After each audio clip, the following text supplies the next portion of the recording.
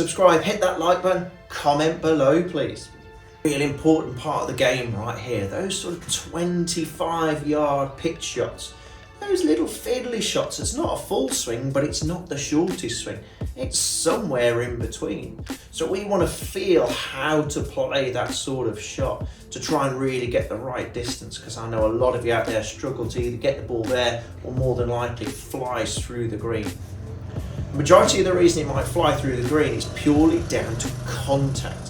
So if we thin it, for example, that ball's going to come out really low, really hot, no good at all. Even if you've got the right length of swing, really no good whatsoever.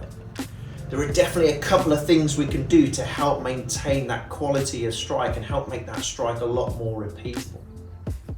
A lot of it is down to how that club is getting down to the ground, i.e. where we contact the ground. Now in an ideal world, what we actually want to see happen here is that club actually come into contact, maybe even just slightly behind the ball, maybe an inch or so. But why do we want that? We want the bounce of the golf club to slide and glide through the surface, because that stays in contact with the ground for roughly about a foot, what we call the 3D flat spot at the bottom of the swing, bottom of the arc of the swing.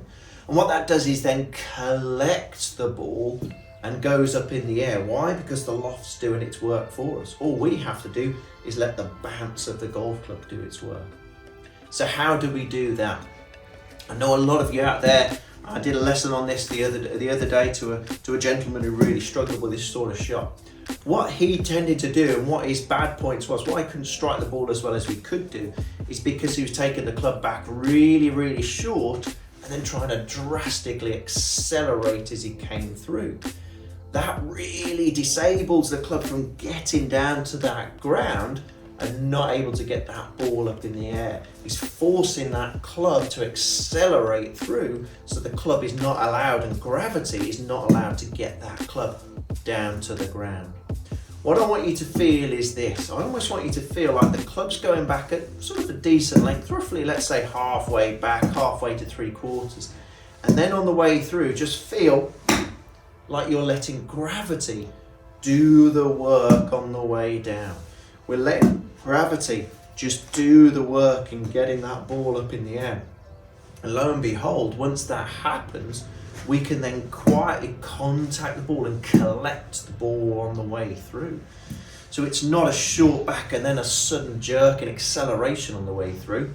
It's more like just a nice, easy swing, allowing the club, the weight of the golf club and gravity to do its work. It's just a really easy swing and letting the weight, letting the big heavy lump of metal on the end of a long stick doing its work for us. Just get that feeling where we're just letting the club do the work and just gently brushing the turf and in contact with the turf for, again, roughly 6 inches, 12 inches. Allow that club to be in contact with the ground for that long. Just feel like the club's brushing. Most importantly, it's letting that golf club do the work. So no sudden acceleration and definitely no sudden deceleration. We want what we call a constant flowing swing. So we can almost feel like we're doing it with just one hand. Hope this helps. Let me know how you get on. Please subscribe. Don't forget to hit that subscribe button and that like button, please.